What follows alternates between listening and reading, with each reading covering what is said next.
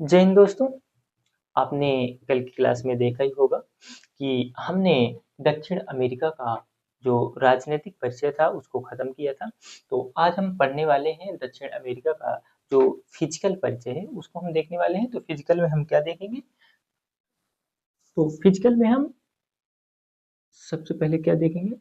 Lithosphere. Lithosphere में हम देखेंगे उच्च भूमि क्षेत्र और निम्न भूमि क्षेत्र, यानी उच्च भूमि क्षेत्र यानी पर्वत पठार और निम्न भूमि क्षेत्र यानी कि गर्त और मैदान यानी कि झीलें, ये सब देखने को मिलेगा। तो हम सबसे पहले देखते हैं कि हमने कल परिचय बता ही दिया था। तो आज सीधा हम लिथोस्फेयर यानी उच्च भूमि क्षेत्र से स्टार्ट करते हैं। तो अब देखते हैं दक्षिण अमेरिका पहले बना लेते हैं। अभी भी जिन लोगों से नहीं बना है तो वो मैं कहता हूँ कि सबसे पहले आप मेरे पहले इंट्रोडक्शन क्लास को देख लें। उस पर मैंने ये उत्तर अमेरिका और दक्षिण अमेरिका बनाना बताया है, तो वहाँ से आप आसानी से सीख सकते हैं।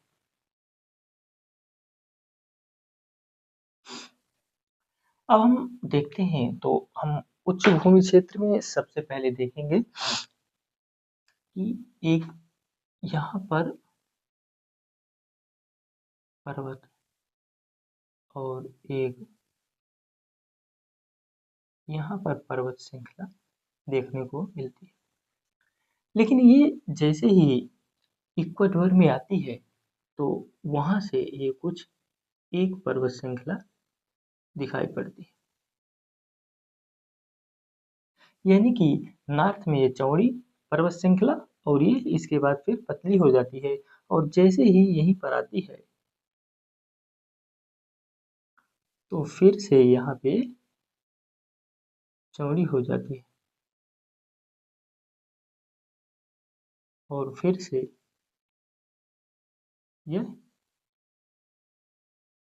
पतली, यानी कि उत्तर में यह चौड़ी पर्वत श्रृंखला दिखती है, फिर ये मध्य में और बाकी क्षेत्रों पर यह पतली पर्वत श्रृंखला के रूप में दिखती है। इस पर्वत श्रृंखला का नाम है एंडीज। क्या नाम है? एंडीज।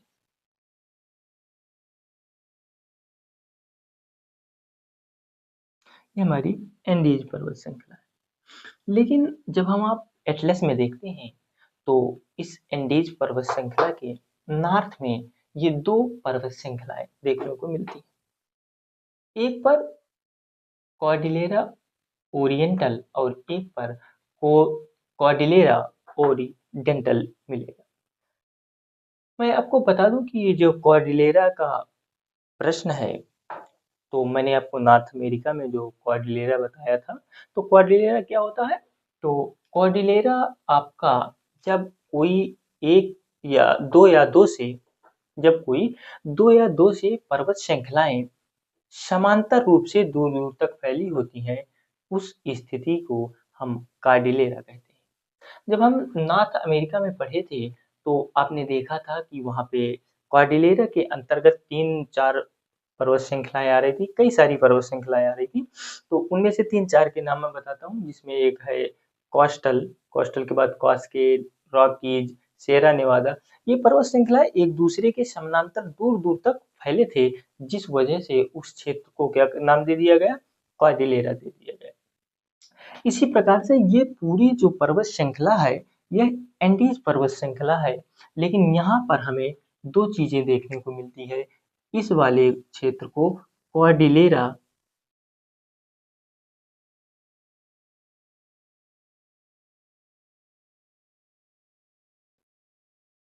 Cordillera ओरिडेंटल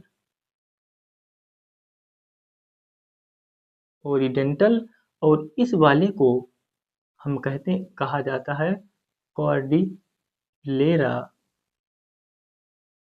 oriental.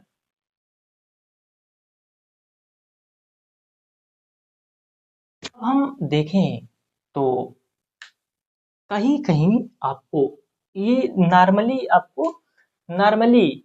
हर एटलस में आपको यही मिलेगा कि कॉर्डिलेरा ओरिजेंटल और कॉर्डिलेरा ओरिएंटल।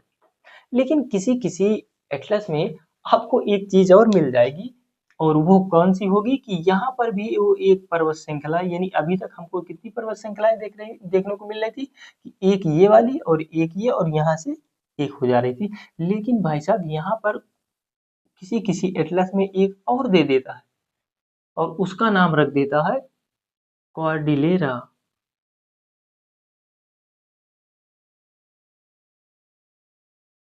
सेंट्रल।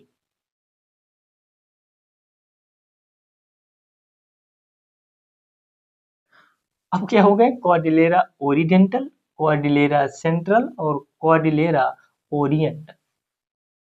अब ये ओरिएंटल, ओरिजेंटल और सेंट्रल क्या है, तो मैं बता दूं कि ये जो शब्द है कॉर्डिलेरा, यह हमारा स्पेन स्पेनिश शब्द है।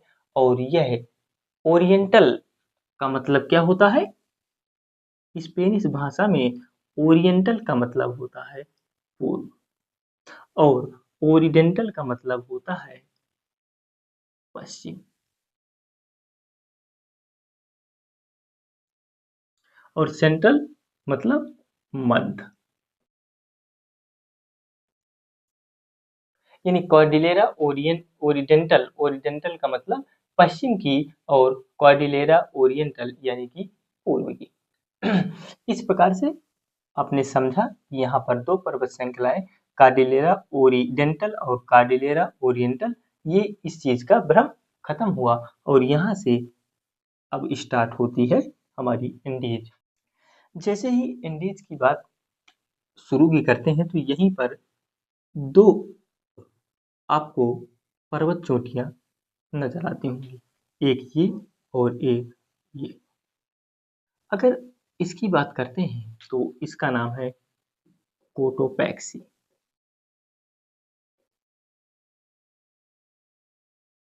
और इसका नाम है चिंदो राजो, चिम्बो राजो, चिम्बो राजो। ये दोनों जो पर्वत श्रृंखलाएं हैं, यह ज्वालामुखी पर्वत के उदाहरण है। मैंने बताया था ना कि जब कोई मैग्मा अंदर से बाहर की ओर आता है और वो सालों साल निकलता रहता है, वो लावा निकलता रहता है, और कुछ समय के बाद जब वह लावा निकलना बंद हो जाता है तो धीरे धीरे धीरे धीरे करके कई वर्षों तक वह ठंडा होता है, और ठंडा होकर के वो एक स्ट्रॉन्ग बनता है, और फिर एक एक ज्वालामुखी पर्वत का निर्माण करता है। तो हमने कोटोपैक्सी और चिम्बोराजो, ये जो ज्वालामुखी पर्वत, इनको देखा। इसके बाद यहीं पे आपने एक और पर्वत देखा होगा, और इस पर्वत का नाम होगा हवास्करण। अब मैंने इनकी ऊंचाई कोई जरूरी नहीं है, आप बस इतना ही देखिए, ये नॉर्मली देखिए। हवास्करण, हवास्करण के बाद आपने यहाँ पे देखा होगा एक पर्वत श्रेणी है जिसका नाम है माउंट मिस्टी। क्या है, माउंट मिस्टी। और चोटी आपको यहाँ मिल देखने को मिली, और इस चोटी का नाम क्या है, तो इसका नाम है इल्लीमानी। इस चोटी का नाम है इल्लीमानी। और एक यहाँ पर आपको चोटी देखने को मिलती है, और इस चोटी का नाम है सेरा पूजस डेल सलाडो, डेल सलाडो। अगर इसकी ऊंचाई लिखना है तो आप लिख सकते हैं 6908 मीटर। और यहीं पर एक और चोटी देखने को मिलती होगी जिसका नाम है अकांकागुआ।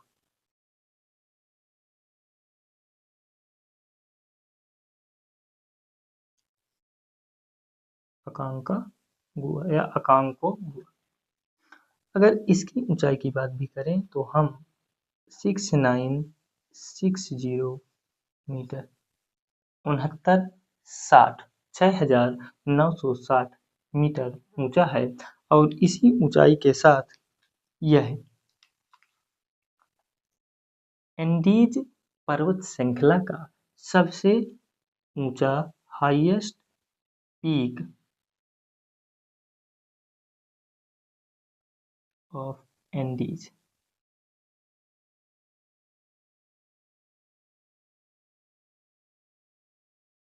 हाईएस्ट पीक ऑफ एंडीज, अकांकागुआ सबसे ऊंची चोटी है किसकी?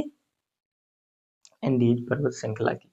और जो हमारा सेरा ओजस डेल सलाडो है वह second highest peak of Andes, ये दूसरी सबसे ऊंची चोटी है एंडीज पर्वत श्रृंखला की। और ये जो हमारा सेरा ओजस डेल सलाडो है यह विश्व की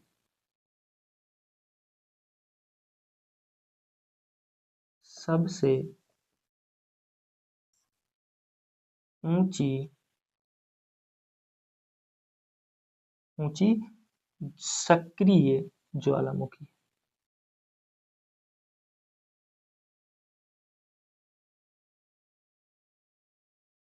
सेरा ओजस डेल सलाडो विश्व की सबसे ऊंची सक्रिय ज्वालामुखी है जो एंडीज पर्वत श्रृंखला की सेकेंड हाईएस्ट पीक भी है।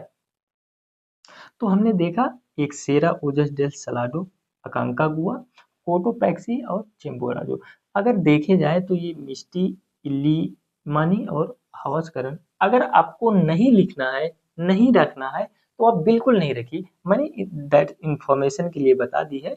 लेकिन अगर आप रखना चाहते हैं तो रख लीजिए, नहीं तो आपके जो मोस्ट इम्पोर्टेंट है वो 4 ही पर्वत चोटियां हैं, कोटोपैक्सी, चिम्बोराजो जो ज्वालामुखी पर्वत से, और एक ये जो सेरा ओजस डेल सलाडो है जो विश्व की सबसे ऊंची सक्रिय ज्वालामुखी है, ये जो second highest peak of Andes, और अकांकागुआ जो हाईएस्ट पीक ऑफ एंडीज। इतना ही काफी है। अगर हम स्थिति की बात करें तो जो सेरा ओजस डेल सलाडो है यह चिली प्लस अर्जेंटीना दोनों की सीमा पर है, अर्जेंटीना। और जो हमारा अकांकागुआ है ये हमारा कहाँ है? अर्जेंटीना में।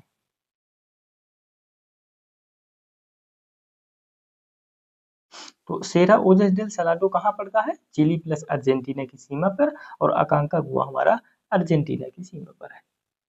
इस प्रकार से हमारे जो पर्वत श्रृंखला और पर्वत चोटियां थी इस तरह से हमने कंप्लीट की। तो मैं इसको थोड़ा सा हटाता हूँ।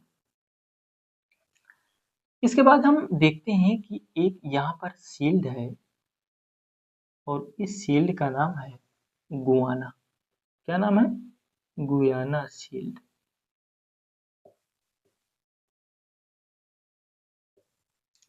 Guana shield. इसके बाद अगर हम देखें तो यहीं पर एक और शील्ड है जिसका नाम है माटो ग्रासो पठार। गुआना शील्ड, माटो ग्रासो पठार। और अगर हम यहाँ पे देखें, यहाँ पे इस क्षेत्र पर, तो हमें एक पठार देखने को मिलता है जिसका नाम है बोल्विया पठार। एक यहाँ पर क्षेत्र आपको देखने को मिलेगा और इसे हम पेंटा गोनिया का पठार कहते हैं।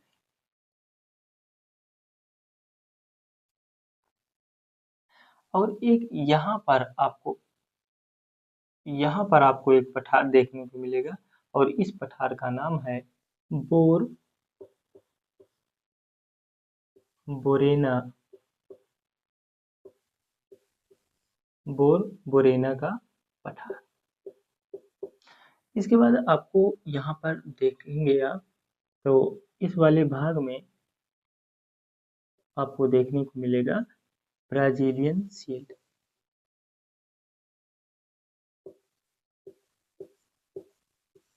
ब्राजीलियन शील्ड या ब्राजीलियन उच्च भूमि।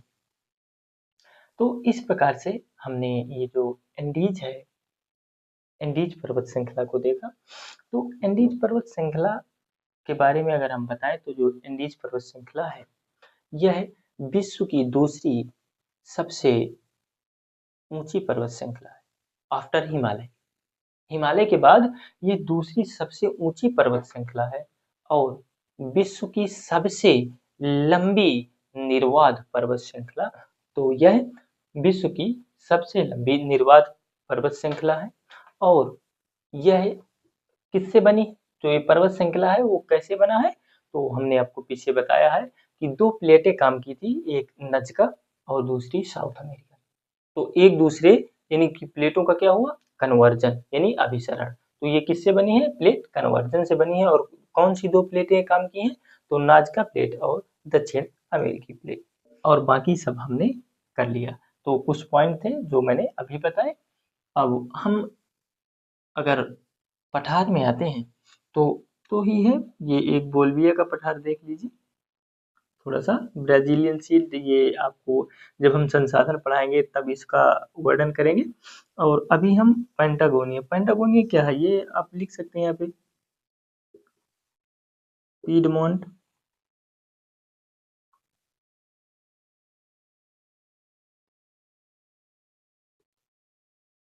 पीडमोंट प्लेट्यू, लेकिन ये आपका इंटरमोंट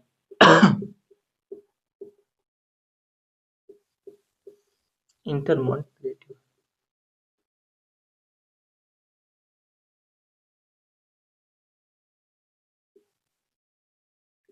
इंटरमोंट। और जो बोल्विया का पठार है वो इंटरमोंट प्लेट्यू है, विश्व का यानी कि second highest इंटरमोंट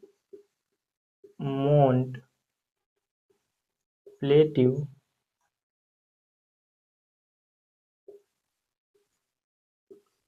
of world. Second highest intermont plateau of the world कौन? बोल्विया का पठार। अगर second highest intermont plateau of the world Bolivia का पठार है तो फिर पहला कौन सा होगा? तो फर्स्ट कौन सा होगा? तो आपने देखते हैं कि जब हिमालय पर्वत श्रृंखला जो नेपाल, भूटान, और म्यांमार यानी कि हमारे अरुणाचल प्रदेश से म्यांमार की ओर जाता है, वो पर्वत श्रृंखला और उसी के ऊपर एक जो तिब्बत में पर्वत श्रृंखला है उस पर्वत श्रृंखला का नाम है कुनलुन। वो कुनलुन की पहाड़ियां, जो यहाँ से कुनलुन की पहाड़ियां और नीचे हिमालय, उन दोनों के बीच में एक क्षेत्र पाया जाता है, वो पठार का क्षेत्र होता है और उसी पठार को हम तिब्बत का पठार कहते हैं। और तिब्बत का पठार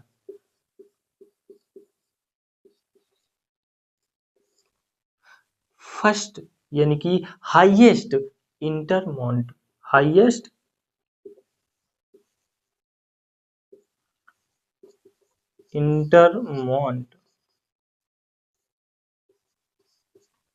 प्लेट्यू ऑफ वर्ल्ड। तो जो तिब्बत का पठार है वो highest intermont plateau of the world है और जो हमारा बोल्विया का पठार है वो second highest intermont plateau of the world है। पेंटागोनिया ये पीडमोंट प्लेट्यू है और पीडमोंट प्लेट्यू हमारा, अगर एक और उदाहरण बताएं नॉर्थ अमेरिका में तो कौन सा बताएंगे आप? एलेघनी या पुबरलैंड का पठार, वो भी कैसा था? पीडमोंट प्लेट्यू था। अगर मैं भारत की बात करूं तो भारत में पीडमोंट प्लेट्यू कौन सा बताएंगे आप? अरावली पर्वत से बना था मालवा का पठार।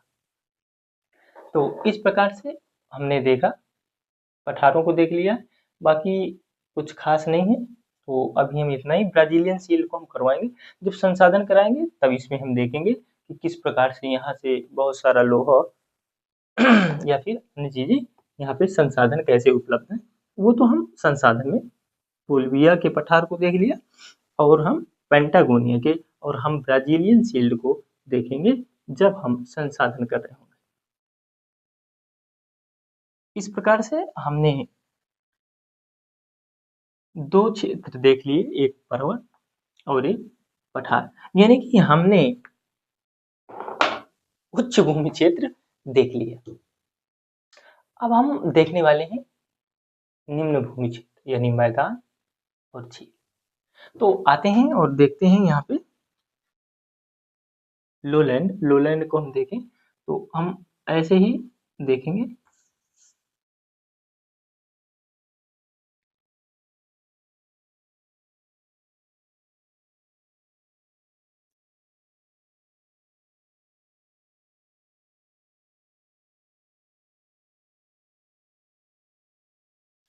तो हमने यहाँ पे देखा था कि एक नदी बहती है यहाँ पे, और वो कौन सी नदी है? ओरिनिको नदी। हमने देखा था ना कि वेनेजुएला में एक नदी बहती है ओरिनिको।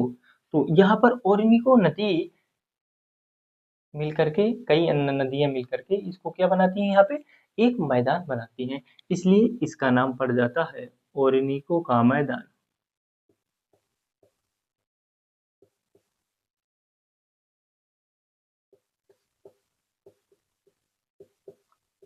ओरिनिको का मैदान या ओरिनिको निम्न भूमि क्षेत्र। इसके बाद आपको देखते होंगे कि यहाँ पे बहुत सारा बड़ा सा मैदान देखने को मिलता है, जिसको हम कहते हैं सेलवास। जो ये सेलवास जो अमेजन नदी तंत्र के द्वारा बनाया जाता है, और यहाँ पर इतने घने वर्षावन पाए जाते हैं कि यह दुनिया का दूसरा सबसे बड़ा वन क्षेत्र कहलाता है। यहाँ के जो वन होते हैं, इनको हम पृथ्वी के फेफड़ा कहते हैं, पृथ्वी का फेफड़ा कहलाते हैं। यहाँ पे बहुत सारे घने वन क्षेत्र पाए जाते हैं। तो हम आगे देखेंगे, लेकिन अभी हम और मैदान देखते हैं। तो यहाँ पे ऑर्निको का मैदान, सेलवास का मैदान हो गया। अगर हम यहाँ पे आएंगे तो आपको देखेंगे कि अर्जेंटीना पर यहाँ पे ग्रान चाको का मैदान मिलेगा, और यहाँ पर एक पंपास मैदान क्षेत्र। तो इसका नाम क्या है? ग्रान चाको। और ये है आपका पंपास और सिल्वास। इस प्रकार से अब हम देखते हैं तो ओरिनिको, जो ओरिनिको का मैदान है, ये किस नदी के द्वारा बनाया गया है? तो ये ओरिनिको नदी के द्वारा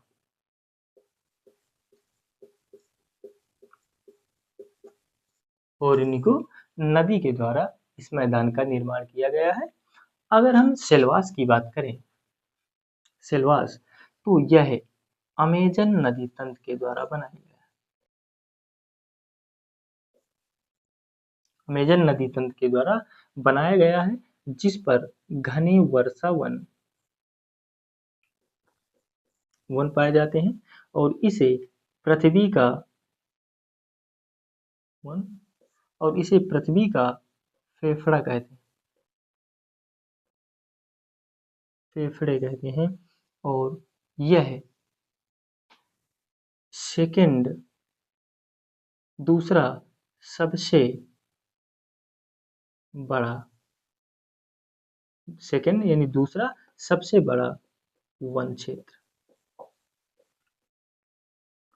आफ्टर रसिया। तो पहले नंबर पे कौन है? रसिया। रसिया के बाद दूसरा सबसे बड़ा वन क्षेत्र किसके पास है? साउथ अमेरिका के पास है। किसके पास है? साउथ अमेरिका के पास है, और पहला हमारा रसिया के पास है। इस प्रकार से हमने सेल्वास मैदान देख लिया, ओर्निको का मैदान देख लिया। अब ग्रांड चाको का मैदान देखते हैं। ग्रांड चाको का जो मैदान है, ये हमारी दलदली निम्न भूमि क्षेत्र है। दलदली निम्न भूमि क्षेत्र, जिस पर जल भराव बना रहता हो।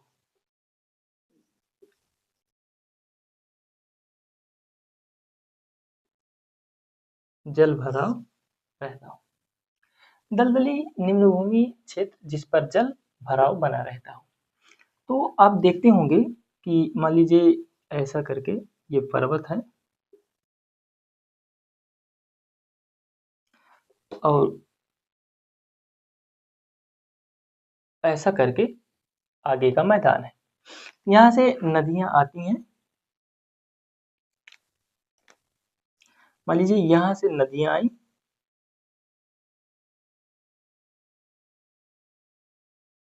और यहाँ से अवसाद लाती हैं और इसको यहाँ से, तो यहाँ पर जल भरेगा। ढाल है तो ये जब भर जाएगा तो यहाँ ऐसे जल प्रवाहित होने लगेगा क्योंकि ढाल है।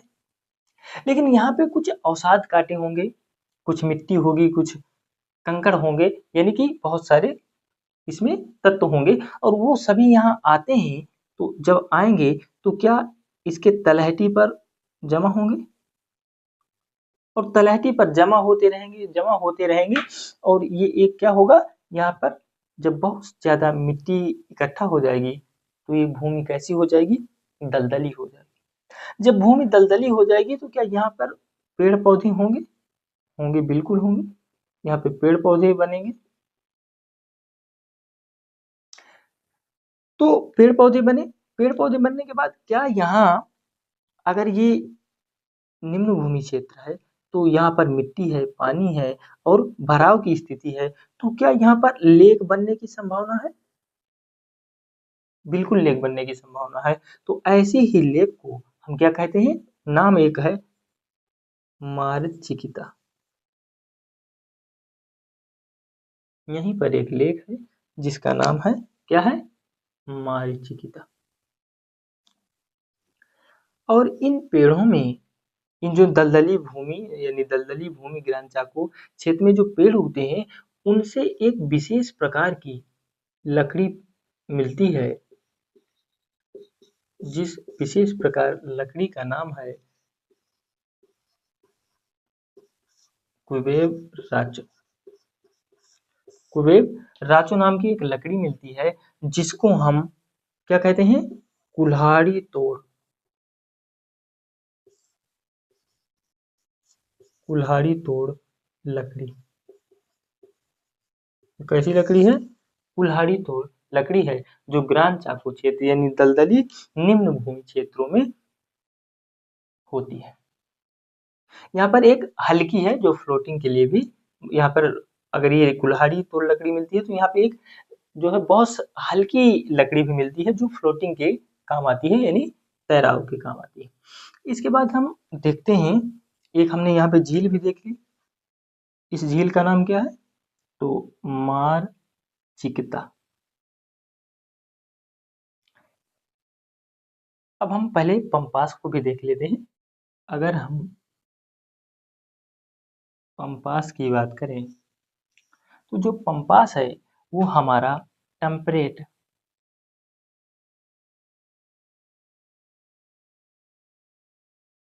टेम्परेट यानी कि शीतोष्ण घास क्षेत्र।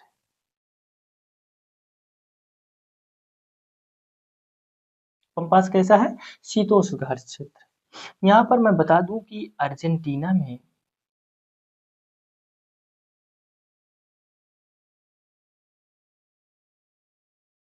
कि जो खेत हैं, खेतों में मांस प्रसंस्करण प्रसंस्करण उद्योग लगाए गए। टेम्परेट होने के अर्जेंटीना के खेतों में मांस प्रसंस्करण उद्योग लगाए गए हैं और इस उद्योग यानी कि एक ही टेक्निकली शब्द अगर यूज करें तो उसको कहते हैं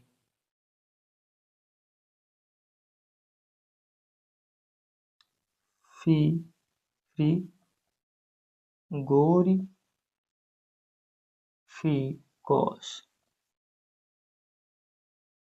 अगर हम इसको बात करें एक टेक्निकल शब्द में तो इस इसे टेक्निकल शब्द में क्या कहते हैं, फ्रीगोरिफिकोस कहा जाता है। शीतोष्ण क्षेत्र में जो घास होती है हमारी, वो कैसी होती है? नर्म, मुलायम, नर्म या मुलायम होती है। तो जब नर्म और मुलायम होगी तो जो पशुपालन होगा, पशुपालन आसान होगा। जब पशुपालन आसान होगा तो पशु अधिक पाले जाएंगे, तो मांस का उत्पादन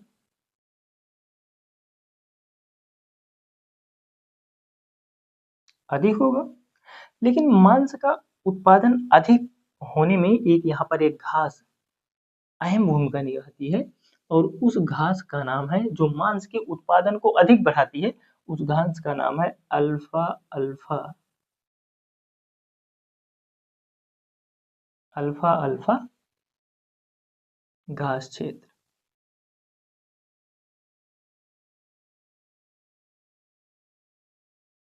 यहाँ पर भी झीलें हैं,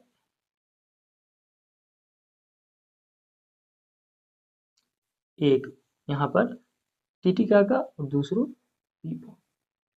अगर हम टिटिकाका की बात करें, पोपो तो नॉर्मल, बस याद रखिएगा कि पोपो एक झील है। अगर हम टिटिकाका की बात करते हैं,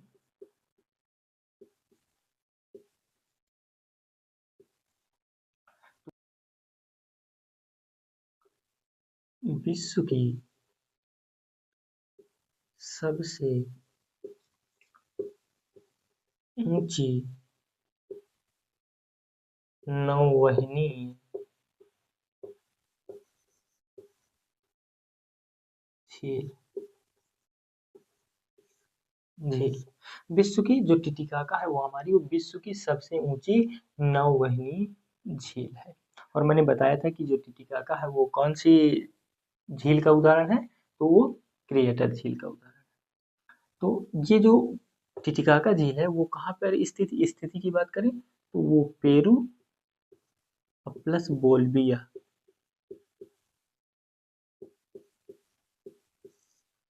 दोनों की सीमा पर है।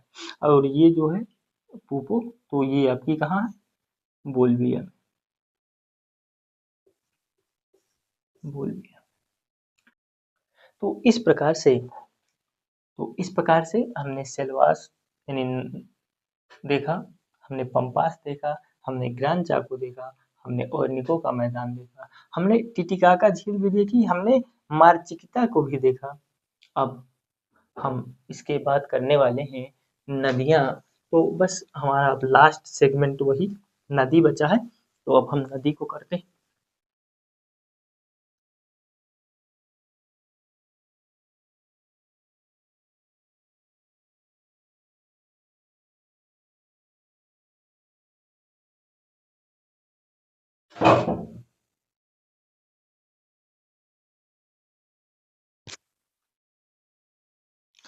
अगर आप देखें तो यहाँ पर एक नदी और एक यहाँ पर नदी, मैग्डलिना और ओरिनिको। एक नदी यहाँ से आती है और उस नदी का नाम क्या होता है? अमेजन। एक इधर से नदी आती है और इस नदी का नाम होता है नेग्रो। और एक यहाँ से नदी आती है और मिलती है, इस नदी का नाम होता है पुरुष। एक नदी यहाँ से आकर के मिलती है और इसका नाम होता है मेडीरा। और एक और नदी यहाँ से मिलती है और एक और नदी, ये दो और नदी मिलती हैं, और इनमें से एक इस नदी का नाम टापाजोस और इसका जिंगू। तो हम लिखना चाहें तो लिख सकते हो, ये जिंगू, इसका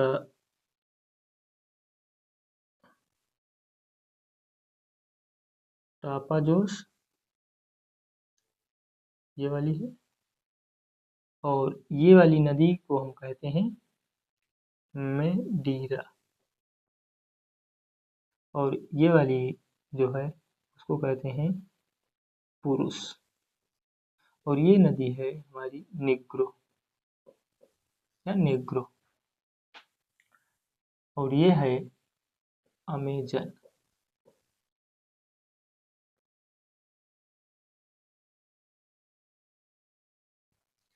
यहाँ पे मैंने एक बताया था, शहर जहाँ पर निग्रो नदी आकर मिलती है, वहाँ पर एक शहर है, और उस शहर का नाम क्या है? मानस। जो अमेजन नदी है, वो मानस से लेकर के इस विषुवत रेखा तक, या अमेजन नदी जो अपने डेल्टा बनाती है, जो नदी का मुहाना बनाती है, मुहाने तक मानस शहर भी है, और यहाँ ये पोर्ट भी है, यहाँ पे मानस पोर्ट भी है। तो इस मानस पोर्ट से या मानव शहर से लेकर के विषुवत रेखा या फिर अपने मुहाने तक यह अमेजन नदी नौवहनीय होती है। इस पर आप नावें ले जाते हैं, यहाँ से लोग इस पर क्या करते हैं, तो हमारा जल संपर्क मार्ग बनाते हैं।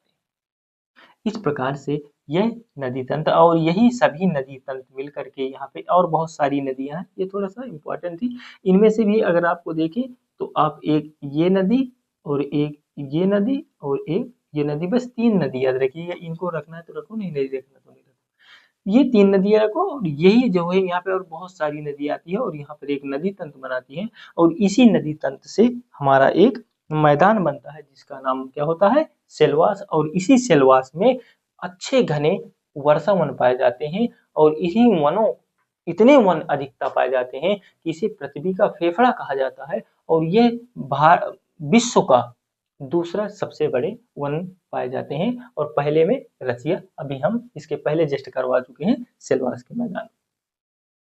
ये हमारा जो है अमेजन नदी तंत्र। इसके बाद अगर आप यहाँ पे देखें तो एक नदी यहाँ से आती है, पराना, पराग्वे, उरुग्वे। तो इसको क्या कहते हैं? पराना। इसको कहते हैं पराग्वे। और इसे क्या कहते हैं? इसे कहते हैं हम उरुग्वे। ये 3 नदी, इसे हम पराना नदी तंत्र कहते हैं। जिस प्रकार से एक अमेजन नदी तंत्र कहते हैं, उसी प्रकार इसको जो है 3 नदियां मिलकर के एक नदी तंत्र बनाती हैं, जिसे हम पराना नदी तंत्र कहते हैं। पराना नदी तंत्र ये जब अपना यहाँ पर डेल्टा बनाती है, तो इस डेल्टा के एक इस तरफ और एक इस तरफ, ये बीच में डेल्टा बना है, और दोनों तरफ यहाँ पर हमारी उरुग्वे की राजधानी मोंटेवीडियो,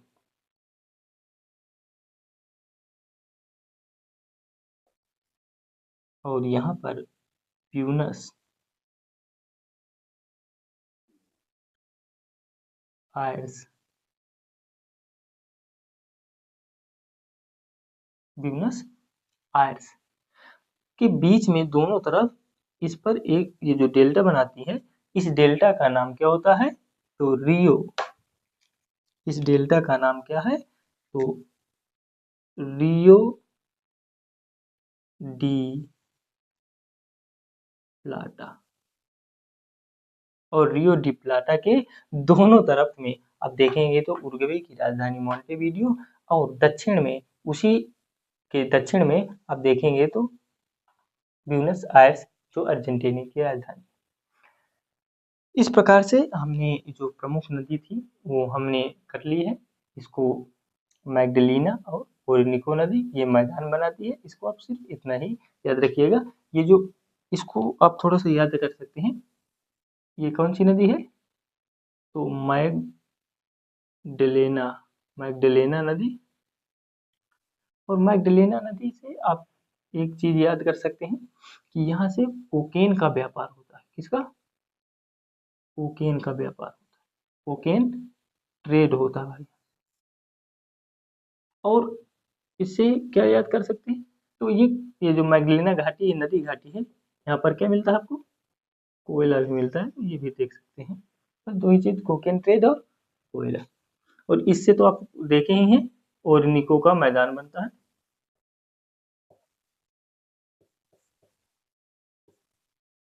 ओरिनिको की निम्न भूमि क्षेत्र। और यही ओरनिको जो नदी है, ओरनिको नदी हमारी विश्व का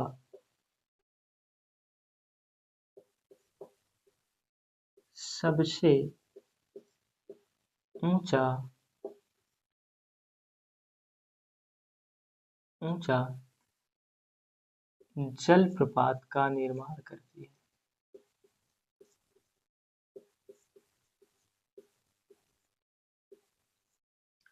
जलप्रपात का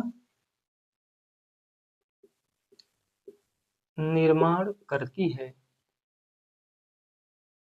उस जलप्रपात का नाम है एंजल जलप्रपात।